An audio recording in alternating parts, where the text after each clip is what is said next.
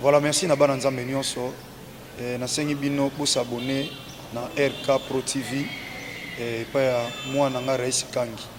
Donc vous s'abonner pa inaye RK Pro TV.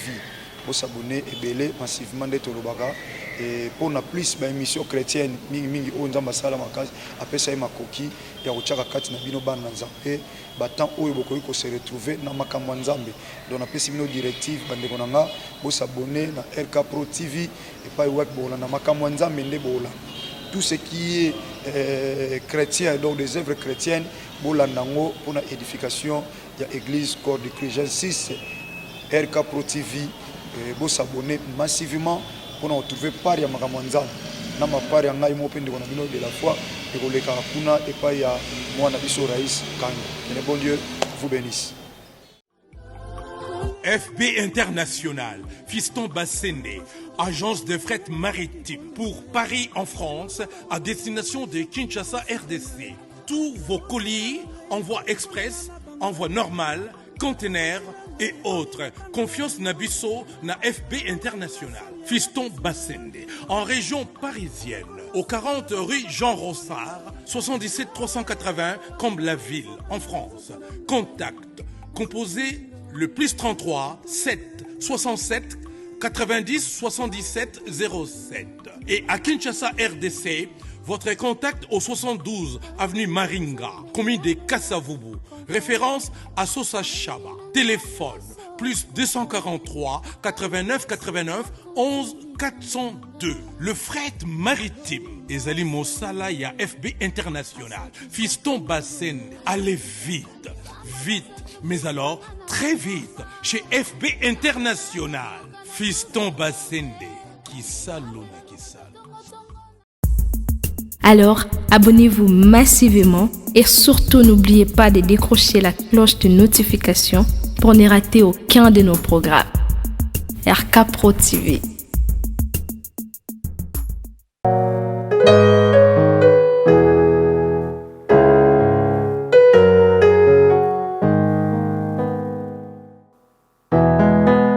Okotisa babulami na etelo bwayo ya esantu. Pe olakisa lolenge ya kosanjola katango nyonso kombo na Yesu mokonzi. Soki Mose anetolaka masiya na elilingi pe na lolenge ya nyoka ya ebende kuna na esobe ekomi ntango ya kosanjola masiya na polele pe kotanga kombo na Yesu oyo ezali kola bakombo nyonso. Nzambe wandima kokabola bokonzi bwa ye na biso baye tozalaki na se ya bowumbu ya Satan pe akomisa biso basantu na ntina kokokana na ye mosantu azali. Kombo bipa etangamaka bikomba bazwaka bana. Haleluya. Kombo elongola biso na bowumbu ya Satana. Kombo na Yesu. Kombo yo epesamela mokili na ntina ete lobiko etangama na mokili epai ya bato. Yesu Masiya tika na sanjola kombo na yo.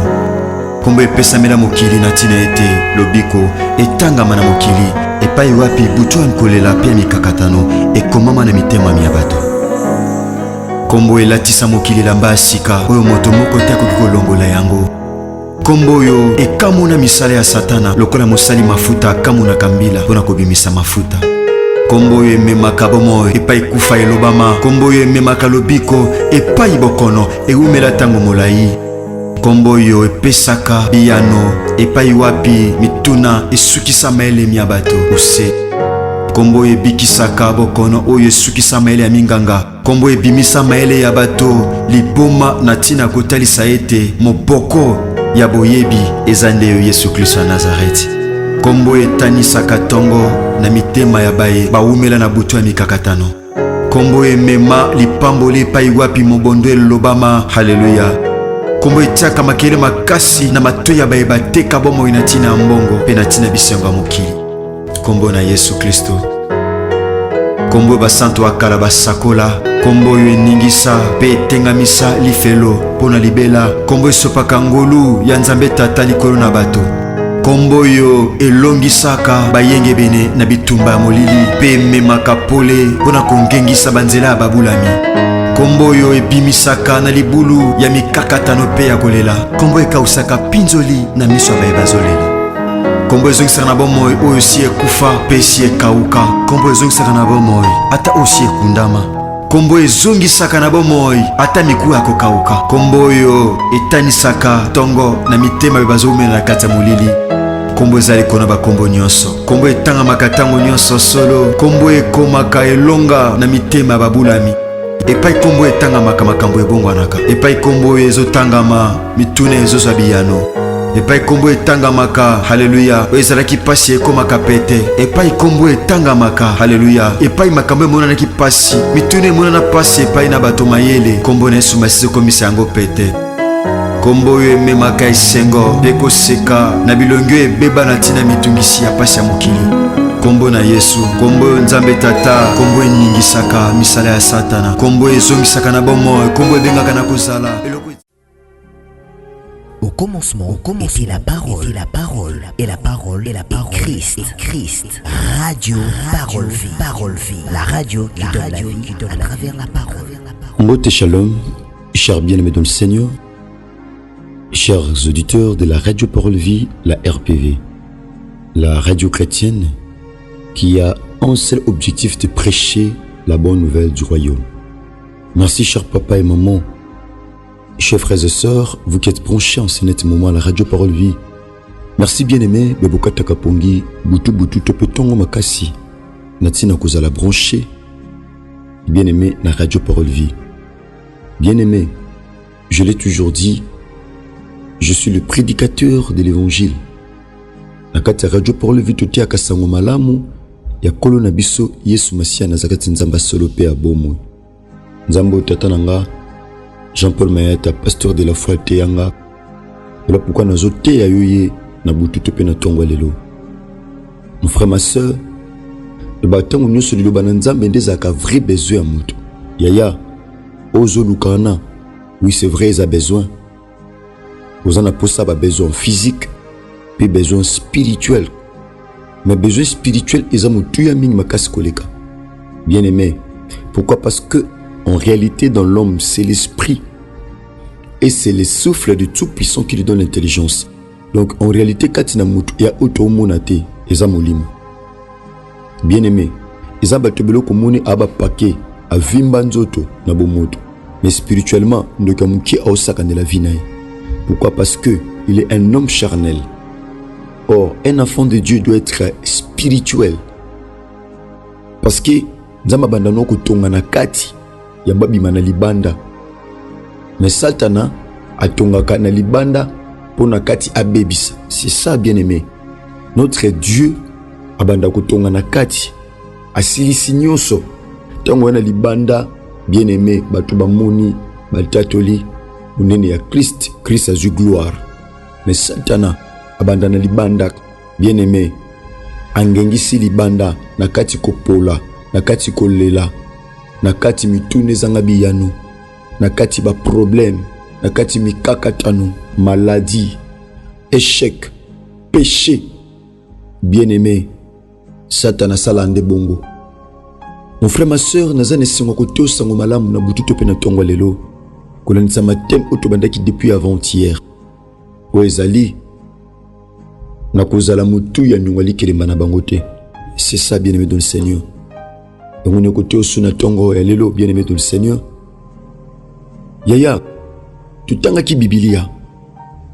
Le bananzambe zana pona ko édifier biso. La Bible dit toute écriture est inspirée de Dieu et est utile pour corriger. Tout le monde a même la classe. Tout le monde a dit professeur topé messieurs.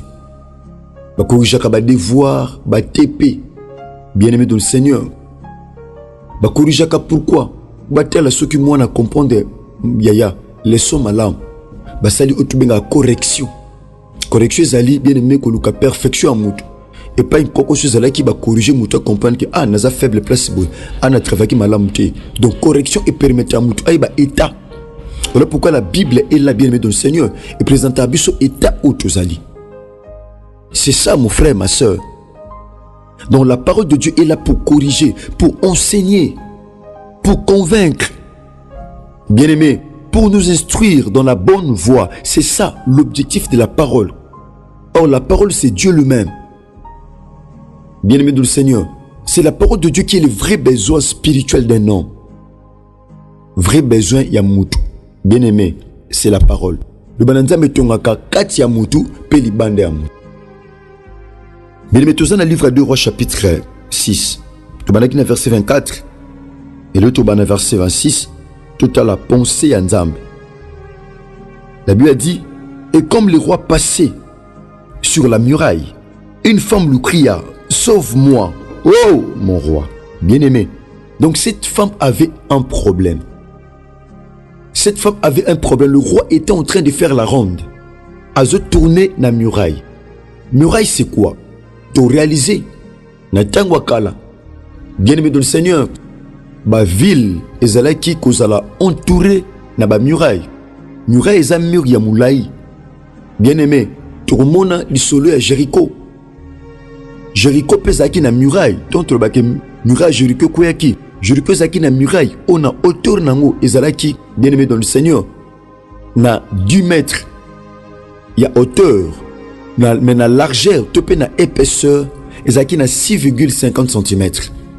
Donc mutako leka likolo, mutuke ko leka grand carpe ko leka na likolo. Mais roi azai ko tambula tout autour ya muraille. Donc azo contrôler na kati a hauteur la pe libanda. Donc muraille banda ko permettre sécurité ezal. Ezal ba famille belé pendant que je parle. Muraille na bango si toboka. Ce qui muraille ezate n'importe qui a kokota pas au sala n'importe quoi. Mais pour nous gérer, bah entrer et bah sortir, il faut qu'il y ait des murailles. Il faut porter zal. Moutounio son a posé kota, faut kota na porte. Moutounio na posé bima, faut bima na porte. C'était ça, c'était comme ça. Maintenant le roi a otambula, roi à Samarie, a otambula na muraille. Pendant qu'otambula bien aimé dans le Seigneur, il y avait une famine, une crise prolongée. Mon frère, ma soeur, et ça la période monsieur comme il a rabattu, période il y a crise, période il y a nzala. Au réaliser crise, il y a au bang nzambe. Crise, il y a aucune église. Crise, il y a au chama bolongo na se. Crise, nyoswana, il y a peut-être crise. Parce que à la crise kotaki, il y avait une famine prolongée. Même les agriculteurs, tu peux pas sali bilanga. Bien aimé dans le Seigneur, les éleveurs yamboka, bazaki soutena makoki ya fournir biloko pomboka elia. Donc pas ce kotaki na mboka, biloko e mati makasi mingi koleka. Bien aimé dans le Seigneur. Pour nous lire, ce n'était pas facile. Pourquoi? Parce que famille, bandé ko frappé. Il y a des familles, bien aimées dans le Seigneur, pendant que je prêche la parole de Dieu. Yaya, au réaliser, famille nous a frappé santé, ils ont frappé vie à bateau. Famille, il y a koufa, famille, il y a maladie, tout ça, famille nous a frappé. Ils ont équipé cas pour la Samarie, bien aimée dans le Seigneur. Ils ont le kotaki, crise de kotaki. Bibiton crise de kotaka, batumsu basala lisumu na se a crise. Nasi kuzanga, nasi nzala. Batumsu bien aimé basala lisumu. Non parce que c'est là qui volonté na bango mais suite ya kuzanga. Bien aimé dans le Seigneur, crise kota. Roi zo baluka. Mama moko azo gange pa na roi. Azo ganga makasi. Bien aimé, abi roi sunganga. J'ai un problème. Golobi moi si. Non sungo na nini. Non bikiso na nini. Est-ce que je suis mboka tende zo tambula? Ngai roi penzandi na zabe loni na ko peso est-ce que na zanzambe? Ngana ne loni o peso te? Ngana ko sungo te? Na nzambe te?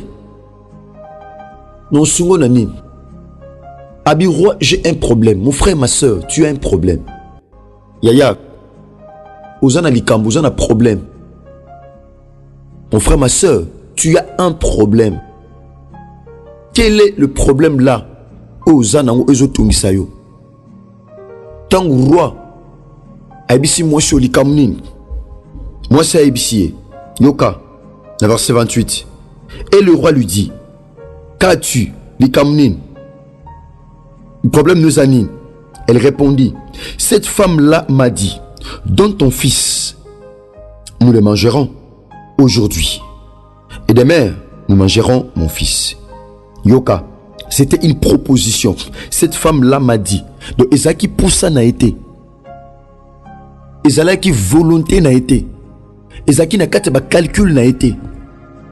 Ma kota n'a pas calcul ya batu mususu. Ezaba ndeko belé ba kota bien aimé dans le Seigneur.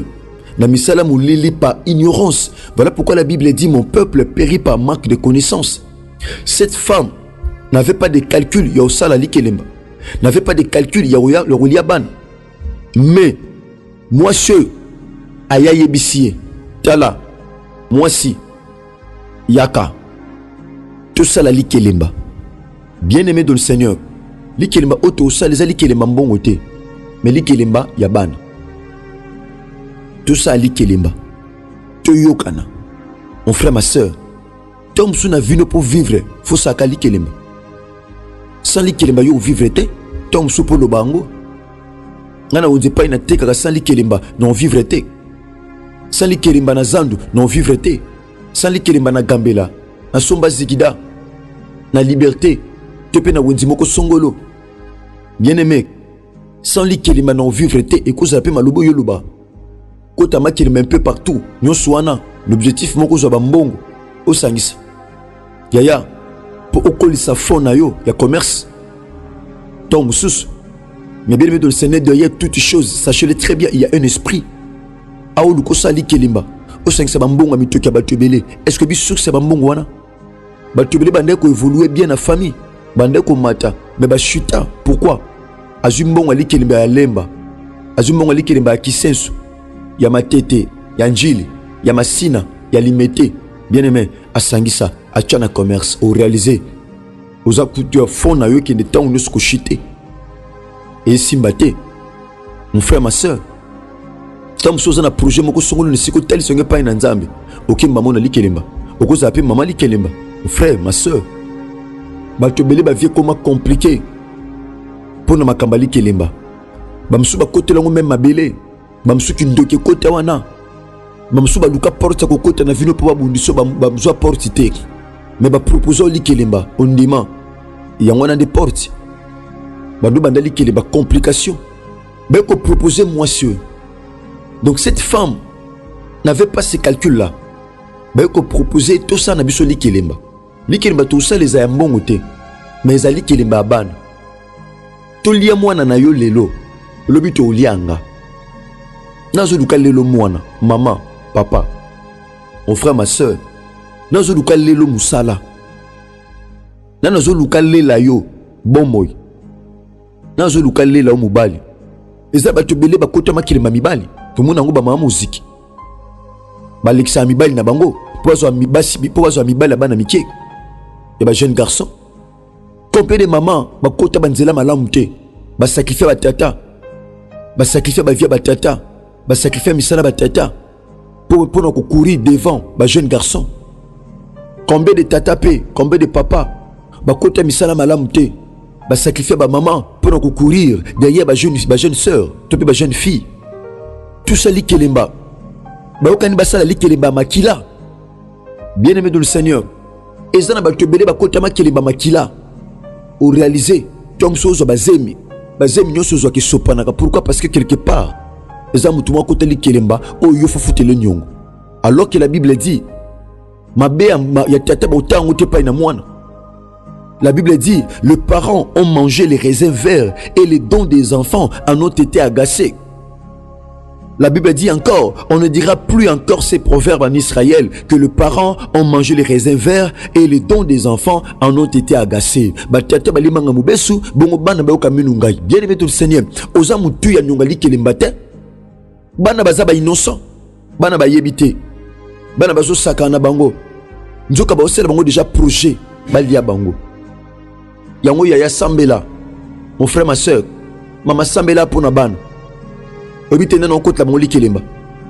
Ma soeur yaya sambela pour na bana yo moindre fièvre ou du monde qui vient l'hôpital ozo même pas temps ko tcheno le boka foké nae kina mon hôpital les ama bete to kina mon pominganga balandela bango mais loko liboso faut que tel ça moi n'est pas une nzambe.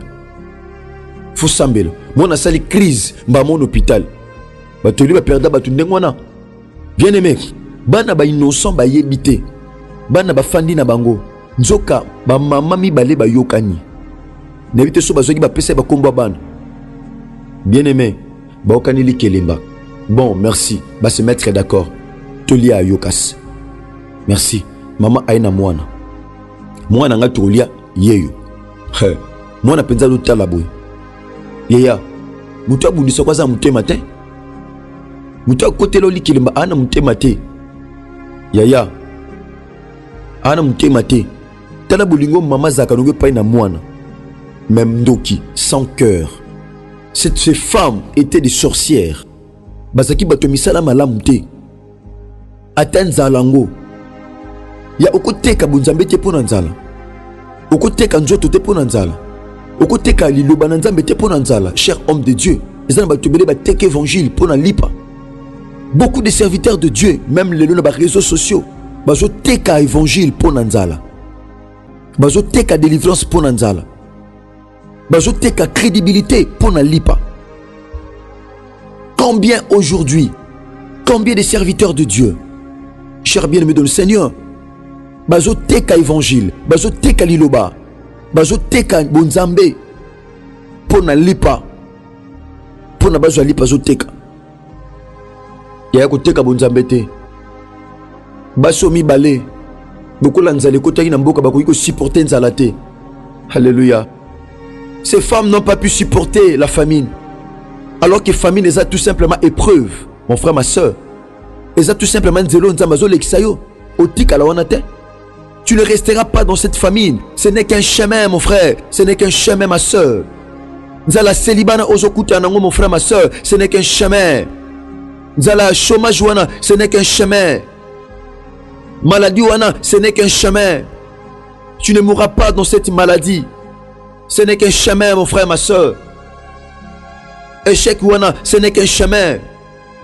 Le combat là, ce n'est qu'un chemin, mon frère, ma soeur. Ezaka nzela. Le kozole liswana yaka nzela. J'aime la parole. David dit, même quand je marche dans la vallée de l'ombre et de la mort, je ne crains aucun mal. Tant nazo tambula na libulu ya lilingi ya kufa na obange lokote, parce qu'il y a une main invisible aux protéger, aux assurer ma protection et ma sécurité. Il y a une main invisible. La main de celui qui était monté à la croix, c'est Jésus-Christ de Nazareth, le seul Dieu et l'unique grand vainqueur de Golgotha. Bien aimé, si tu es chose au kutanango yaka senzela, ne mama lora uto yemba. Papa chose au kutanango yaka senzela. Famille wana yaka senzela. Bazem ko sopanana yaka senzela osimba mwana. Pasi wana ezaka senzela. Kolia mwana te, ne sacrifie pas ta bénédiction, ne sacrifie pas ta famille. Bien-aimé dans le Seigneur, ne livre pas tes enfants à la mort. Ne livre pas, bien-aimé, ta famille. Parce que ce problème-là n'est qu'un chemin. Il y a Kanzela, mais il y a un Dieu. Alléluia. Il est capable de te sortir de n'importe quelle situation qui te trouble ou qui te dérange. Merci, cher bien-aimé dans le Seigneur. Nous connaissons moi si Père Moubali. Nous avons partout à travers le monde entier. Boza partout, en Amérique, en Océanie, en Asie, en Europe, en Afrique, en Angola, en Sénégal, en Maroc, Cameroun, partout à travers le monde entier. Il y a tika collé sur Massia Nazareth à Pambolabino. Ceux qui Christ a maison hérité, lobby to gêné, lobby samedi, to gêné pe lundi. Nous allons prier. Yaya. Il y a des sujets forts autour de la Tina Nango. Et que Pambola Bisso, Betulanda Radio Parole Vie, partout à travers le monde entier. Donc demain samedi, nous allons prier le Seigneur, nous allons gêner. La situation aux autres Tunguso et à Kanzela. Famille Nouana et à Kanzela. Mais Dieu va faire quelque chose. Merci. Nous aura contacté Zali plus T43 89 75 70 917. Comme la Bisso aux Angatoko Zabisso, topé plus T43 89 58 45 235. Bien-aimé dans le Seigneur, soyez bénis. Merci. Na Jumas TV, na DLF TV 2, na Chiffre 9 TV, et na RK Pro TV. Merci. Irène Massiando qui TV, P, Bozo Abilo, Obuchango na chaîne Abino. Merci maman, soyez bénis. Ceux qui Christ a mis en égalité, la zone de Mété, Tokutani Bongo, Lobby dans le Sambo Nabiso, na numéro 6, Cassino, que Dieu bénisse. Merci na jeune Christ Kundenga Enoch DG, ainsi que Jursa Pemba Mayamona, et toute la grande famille de la Radio Parole Vie, ainsi que la télévision de la Foi TV. Une chaîne, une foi et un Christ. Merci. Soyez bénis. Au commencement, était la parole, et la parole, Christ. Radio Parole Vie. La radio qui donne la vie à travers la parole. Abonnez-vous sur RK Prod pour équilibrer votre vie. Un programme consistant pour votre vie chrétienne. Campagne évangélique, prédication, prière,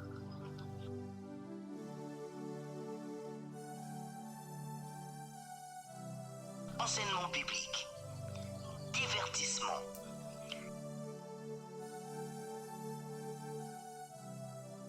cinéma,